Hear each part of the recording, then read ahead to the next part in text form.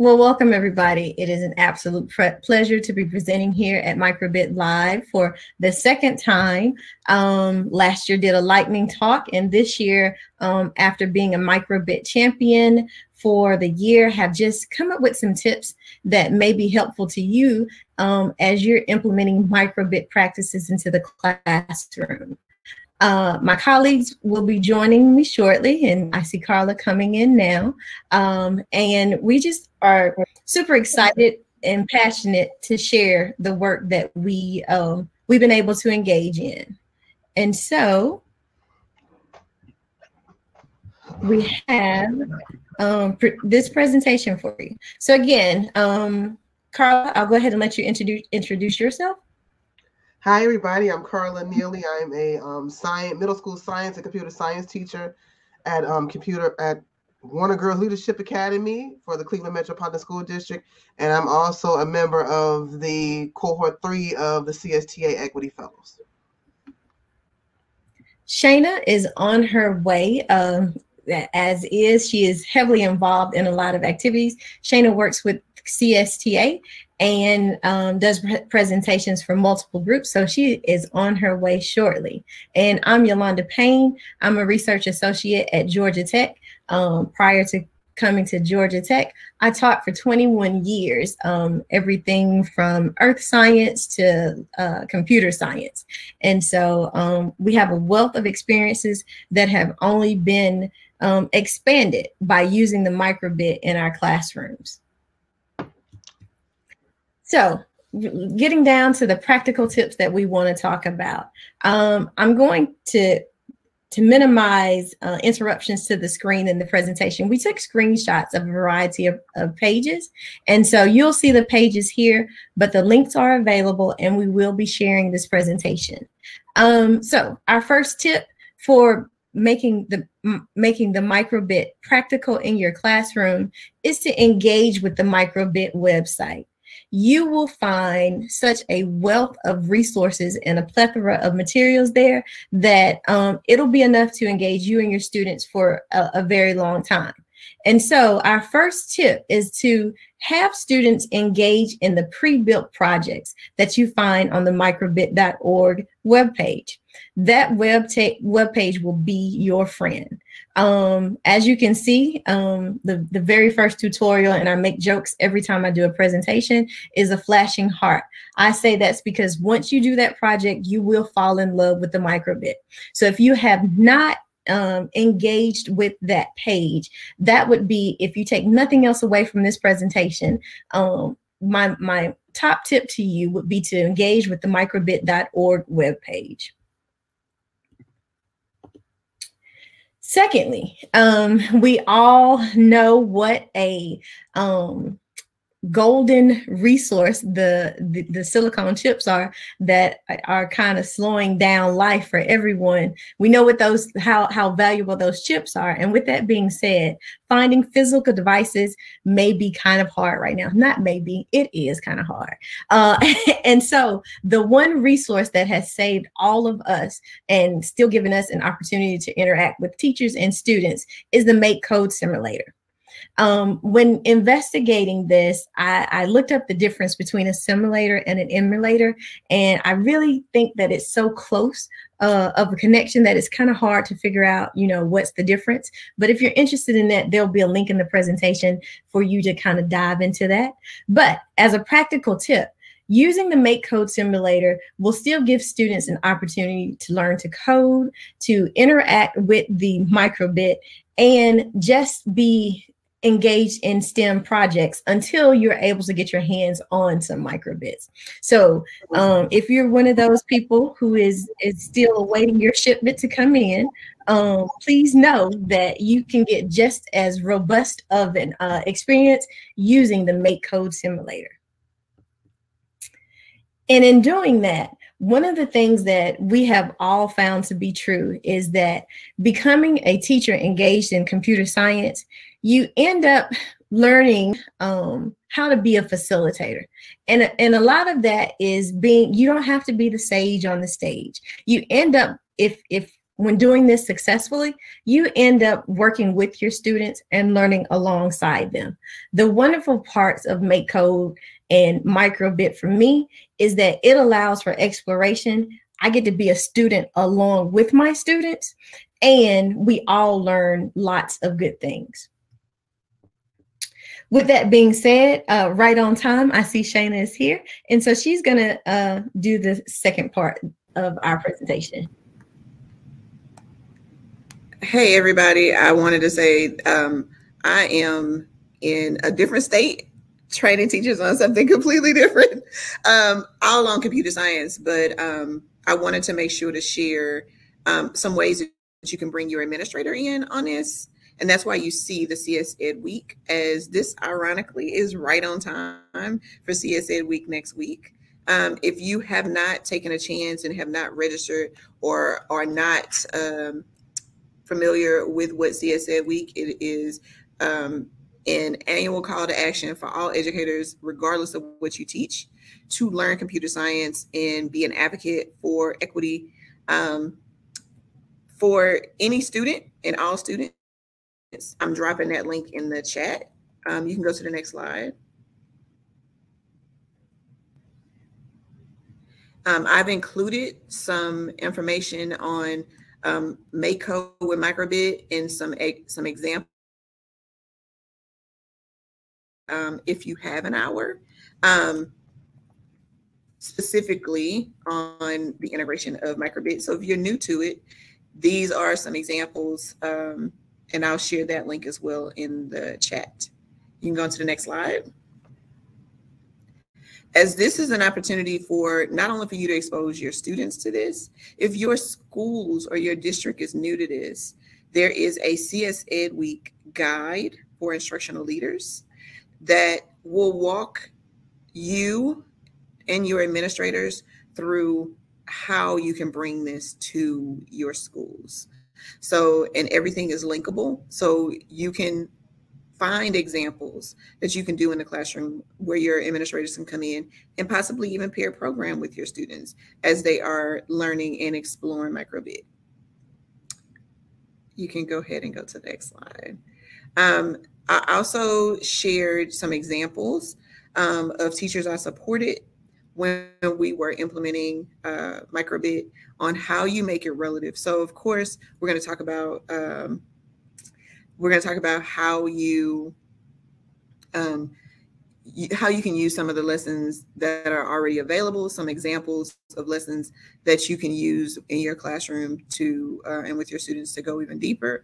But also remembering that those are just templated lessons and that you have to make it relevant to students. So the first one, the students were programming music and they had to hear it. And this was the first model of Microbit. So this is before the speakers were built in. So some of the students were holding the speaker and some of them were holding, they were holding the different components, but they programmed their own music.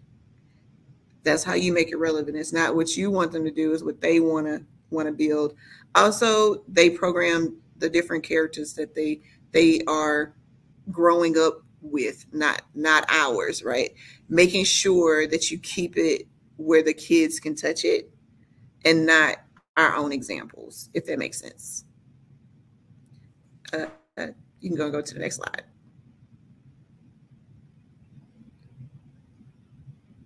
And I think this is Carla. Yes, that is me. Everyone, I'm sorry for how I sound. I caught a cold for one of my students. So this is 80% better than what I was, because I was laughing with Yolanda this morning. I sound a little baby Barry Whitish. I'm trying to get myself back together. Organization of the components. If you do not have to buy anything to organize your materials, please don't do it. All of the stuff that you can store the Microbit in and the accessories, because they are so small, you can place them in anything. As you can see, these are little small storage buckets that you can find anywhere. You probably have them in your classroom. The buckets that I use, when we came in after COVID shut us down for a while, we had buckets like the first one you see, full of bandages. And what I did was, once other teachers we're done with them, I collected those buckets and I have my microbits in there for group work. So they get their bucket, everything is in there. Also, believe it or not, at least about 3 microbits can fit into an Altoid can. If you like Altoids, they will fit in there and they will be stored very well. Also, if you have students who are into STEM, one of their projects can be to make a protector for the microbit. Some of my students that I have who are now in 9th grade, they go to the MC Squared High School, and for their extra credit, they made me some covers for my microbit, and that's what we use as well, where the girls can see everything they need to see when they're using the physical microbit, but all of the more fragile parts of the microbit are covered because their hands are on everything. So that works as well. Next slide, please. One of the most important things, not just for the kids, is for teachers who have an opportunity to play with it as well, and administrators. I told Yolanda the story when I first met her. I was in my science lab and my principal, she knew I had a computer science background, and she gave me these microbits. She didn't know what they were. And she said, Ms. Neely, I found these. They're brand new. They're still in the shrink wrap. Figure out what to do with them. Let me know if you need some training. I'll send you there.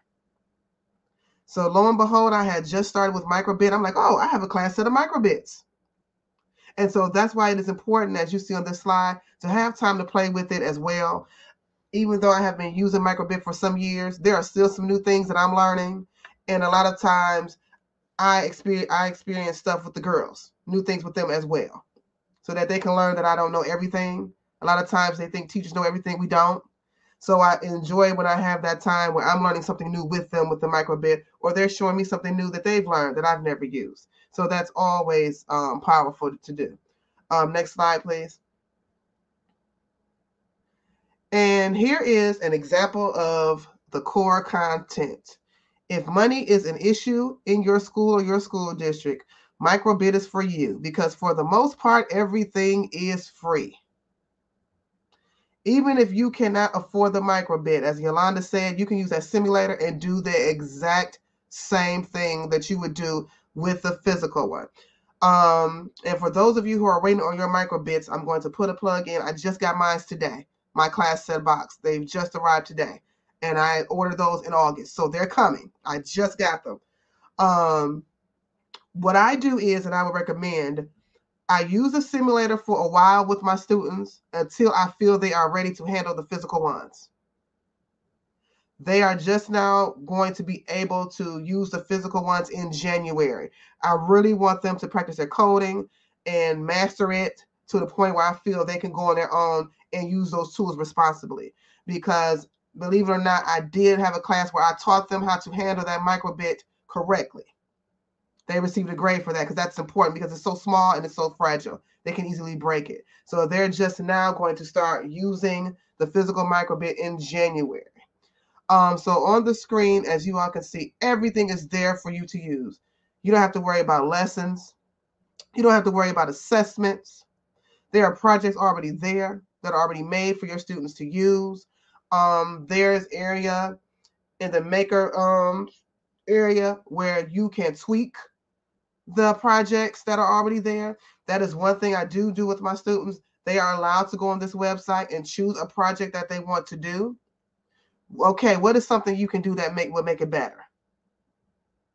So they are going in and they are retweaking it. They are remixing it. That's what we call it, remixing, making it better. And that's something in engineering that real engineers learn how to do in the design thinking process, which is big with coding, going back to your product and redoing it, making it better. So everything is there in the content for you to use. Next slide, please. And there are professional development opportunities there. As I said before, all you literally have to do is go to microbit.org. Everything is there that you can think of, even areas where you can buy the microbits from, if you are able to do that. And there are also places where you can complete grants to get your microbits. I use cyber.org, I think, and I received a grant, and those are the microbits I just received about 10 minutes ago. and they just received them because they were on back order. And we did these in August. So always look for grants if your school does not have the funding. They are really looking to provide computer science opportunities, especially if you have at least one underrepresented person in your classroom, which is all of us. And you can use that and you will get some free resources for your students as far as computer science. And everything is there. You need professional development. It's there. You can break everything by lessons for the students. You can assign them areas to go to. That is either they can put their names in or it's a particular symbol. I use symbols because I teach all girls. They are sensitive and they don't want people to know that that's their work. We had that problem yesterday. So we use symbols. I know who they are, but their classmates didn't know who they are. And that's a good tool that Microbit has on its website as well. Next slide, please.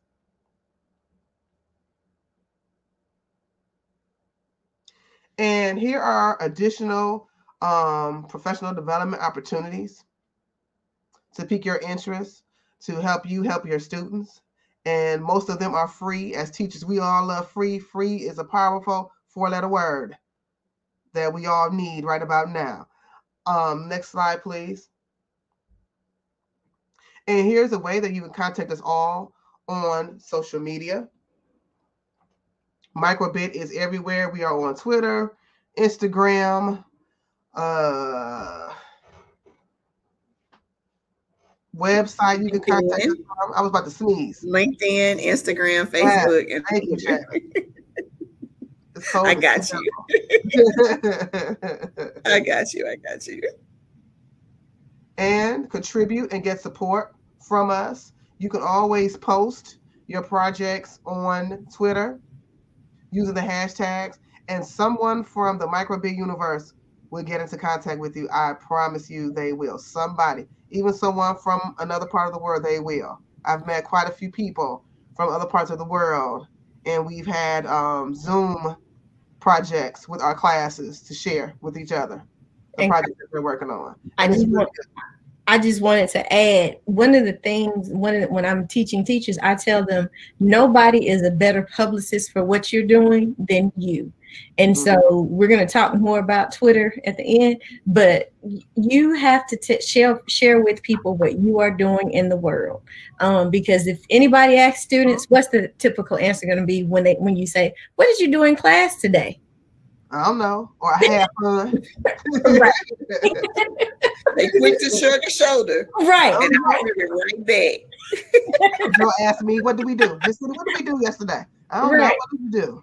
And so if nothing else, Twitter is low-hanging fruit, not a lot of characters and a picture, and you can share with the world what you are doing. And so if nothing else, again, use Twitter to promote what you're doing in your classroom. And let me if you go to the next slide.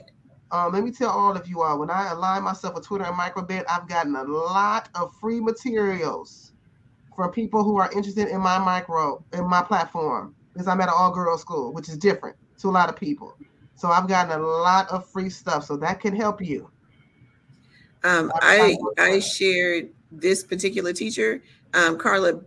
This aligns with exactly what both of you were saying. Sometimes I don't know the answer, so she was asking me, and I said, "Go to the universe," and that sounds funny, but she literally went on Twitter and was like, I can't solve this problem.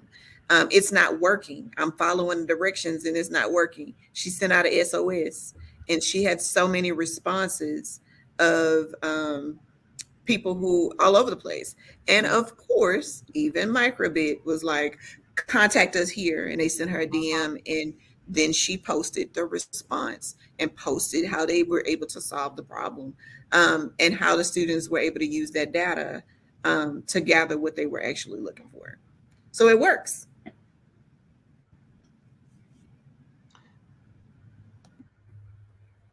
And with that being said, one of the greatest benefits to being computer science being a new discipline is that we're all learning new ways to engage and to interact. And so one of the courses that coming from a media specialist background and science background, I didn't know a lot about computer science. So like most of us in the field, I was self-taught. And you find that you have gaps. But when you can access programs like this, and this opportunity is on the CSTA website, and it tells you how to get free courses that you do at your own pace from ARM. And ARM is the company that does the intellectual property for those silicone chips that everyone is needing. And so to be able to go to a vendor like that and get top-notch educational resources for free, you can't beat that.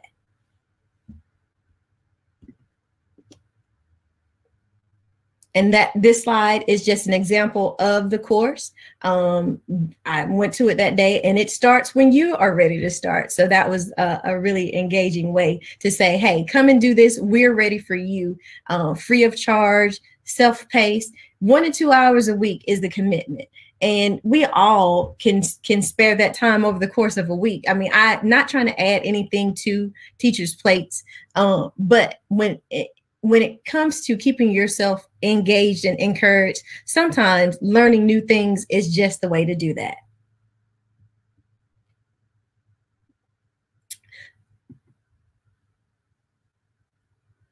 Carla, I'll let you take that one. Here is one of my favorite platforms, Pathfinders. If you are new to computer science or you want to learn new things in computer science, Pathfinder's emphasis is the Mecca for computer science. It's a training that they do in the winter, so that's coming up, and they also do it during the spring.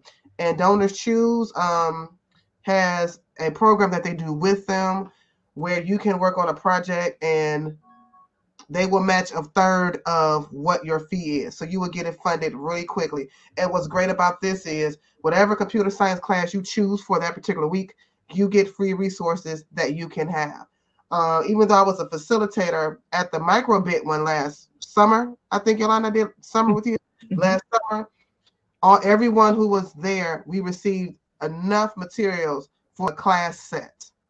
Of course, you will have to share them, but a class set. And that happened with everybody who chose the different parts, the different classes that they have there. And I mean, they have tons from beginning to the end as far as what you would be interested in computer science. And they give, as I mentioned, free materials. And at the end, they also help you to receive additional funding for materials if need be. So always look out for that. I know that the winter one is in February, unless they have changed it because things are starting to open up. But start looking out for that. And they also, since Yolanda was talking about trainings, they also, if you make an account with them, they have free trainings available for different types of computer science curriculums. And sometimes they will offer to send you a free sample to your home to work on that class that you can keep for free. And that's a great segue into an announcement that if you didn't know about it, that during CSEd week tomorrow, Microbit and Pathfinders have partnered together, and they will be giving away microbits. They have 5,000 microbits to give away. And so just by joining these networks, seeking out opportunities, you can bring opportunities and exposure to your students that might not be readily available in other avenues.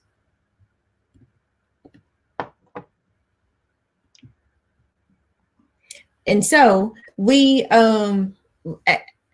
all met via Twitter and classes and computer science forums. We have yet to meet face to face. We're going to remedy that this year. But when we say connect with us, we really do mean connect with us. It has been my personal learning network is where I have learned about so many awesome opportunities for my students. And I would be remiss in saying and not sharing that with you as one of the practical tips of integrating the microbit in your classroom. You are not alone. You don't have to do this in isolation. And so please take an opportunity to connect with us. Shaina? I wanted to say, and I refreshed my screen when I was trying to put the emphasis link in. I don't know what happened, but I wanted to say this. I literally met Yolanda right here in Hoppin. Almost, it wasn't even a year ago. I think it was in February. I literally met her here, and our communication has just brought us here. Ironically, we're here presenting together. Katie, that's so crazy.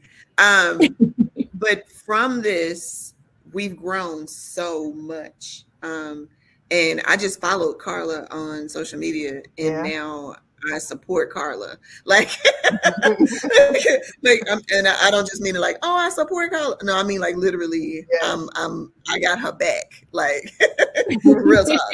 And it's amazing how the worlds collide and bring you together. And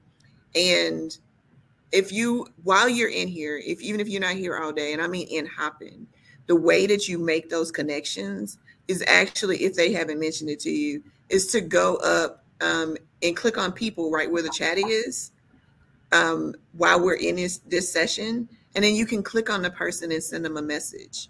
You can even do video chat with them, but that's how you gain their information. So we're sharing how you can connect with us on Twitter, but you actually can not just connect with us on Twitter. You can connect with us beyond by gathering all of our content information. So please do, because it's life-changing. That's all I got. and that is the conclusion. We actually welcome questions, comments, reading through the chat right now. I just echo what Shaina says. Carla and I met. Carla, where did Katie? We met through Katie. She with put Katie. Us all the time. Right. And so Katie. Yeah. And so from there, we just connected. And this is not a competition. It is truly a collaboration. And so it's just a really great thing to find people who are like-minded and want to help students. And when you join this little community of Microbit, that's what you get. So at the beginning, when I showed you the flashing heart tutorial, I really mean that. Like, you will find so much love in this community, and you're helping yourself and your students advance knowledge.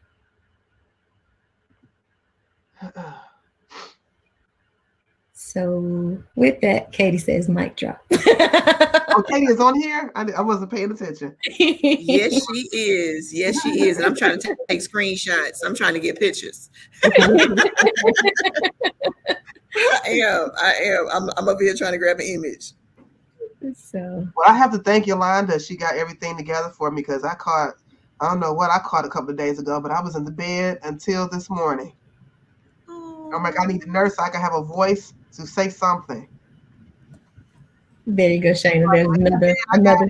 Be here Saturday afternoon. I'm like, okay, I'll be ready. That's it. That's it. So Shaina, there's another screen for you to take a picture of. And in the chat, we see Titus. He can't come back on to say thank you, but he wanted to say thank you to us. And we thank the audience for tuning in and listening to us share a little bit of our love for Microbit. Again, please communicate with us. And we are always here to help. And that is something that I have found throughout the whole community. Thank you, ladies. Thank you. Thank you. I got plenty. I'll share them. I'm quite sure I'll be talking to one. I gotta run. I gotta go back to my other workshop. All right. Thank you. I'm in Louisiana.